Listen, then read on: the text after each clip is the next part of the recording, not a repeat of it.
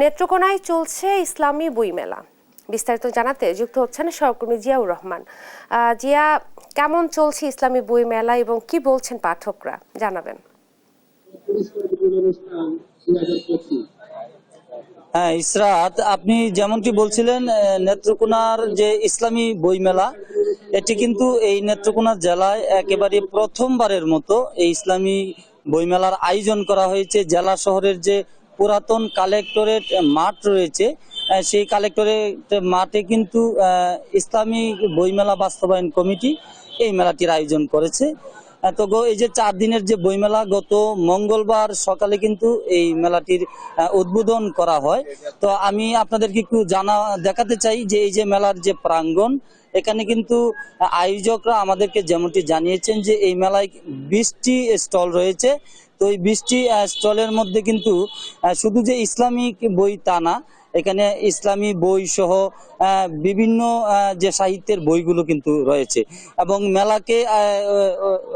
মেলাকে ঘিরে প্রতিদিনই কিন্তু এখানে এই জেলা সহ জেলার যে বিভিন্ন এলাকার পাঠক লেখকদের একটা ভিড় কিন্তু আমরা লক্ষ্য করি। বিশেষ করে আজকে হচ্ছে এই মেলার একেবারেই শেষ দিন, মানে সমাপনী দিন।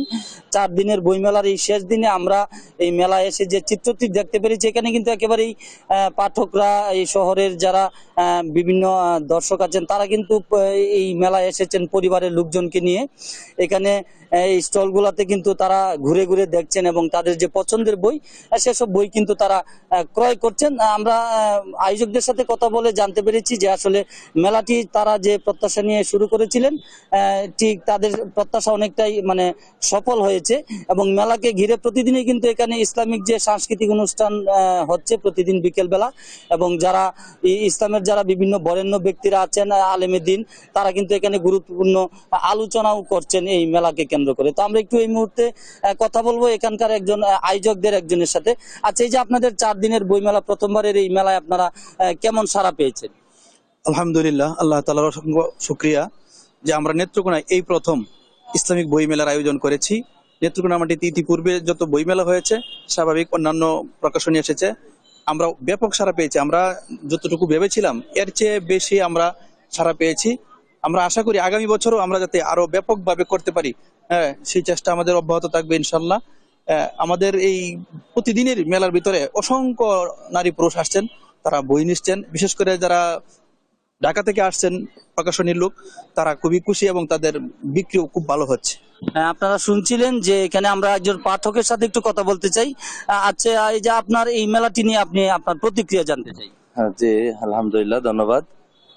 প্রথমেই ধন্যবাদ জানাচ্ছি দেশ টিভিকে যে আজকের যে মেলাটা ইসলামী বই মেলা, এখানে আপনারা এসেছেন সম্প্রচারের স্বার্থে, দেশের মানুষ দেখছে আপনাদের মাধ্যমে।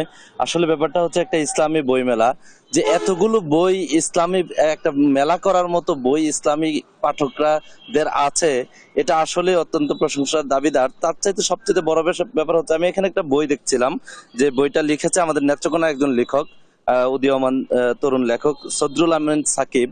এখানে একটু জায়গা আপনাকে একটু দেখাচ্ছি যে আসলে প্রাচীন যুগে নারীদের প্রতি জুলুম, আসলে যখন অন্যায় অবিচার চলতো, সে যুগে ইসলাম এসে যে নারীদেরকে এত সুন্দর ভাবে চলাফেরা করার মতো একটা পরিবেশ করে দিয়েছে, এগুলো এই সমস্ত ইসলামিক বইগুলোর মধ্যে পাওয়া যাচ্ছে।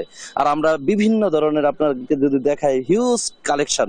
আমরা কোন বইটা রেখে কোন বইটা নিব আসলে সেটাই আমরা বুঝতে পারছি না, তাই অনেক বইগুলো পড়ছি, আসলেই ভালো লাগছে। এবং আয়োজকদের জন্য আপনারা শুনছিলেন যে এখানে আমরা দেখতে পেরেছি যে এখানে আসলে কিন্তু এই মেলাকে কেন্দ্র করে প্রতিদিনই কিন্তু এই যে অসংখ্য পাঠক এবং ভক্তরা কিন্তু এখানে এসে তাদের পছন্দের বইটি তারা কিনছেন বলে আমাদেরকে পাঠকরা এবং যারা বিক্রেতারা রয়েছেন তারা জানিয়েছেন।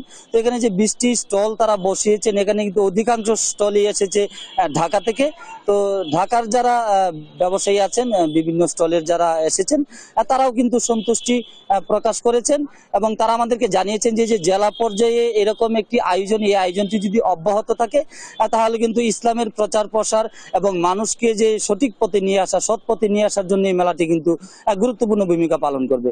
তার আরেকটি বিষয় আমি বলি, যেখানে কিন্তু এই যে মেলায় প্রতিদিনই বিভিন্ন সাংস্কৃতিক অনুষ্ঠান হচ্ছে, শিশুদের চিত্রাঙ্কন প্রতিযোগিতা ছিল। তো এই সর্বশেষ জেলাবাসীর যে একটি মেলাকে কেন্দ্র করে যে একটি উৎসবের আমেজ কিন্তু এখানে 4 দিন ব্যাপী ছিল।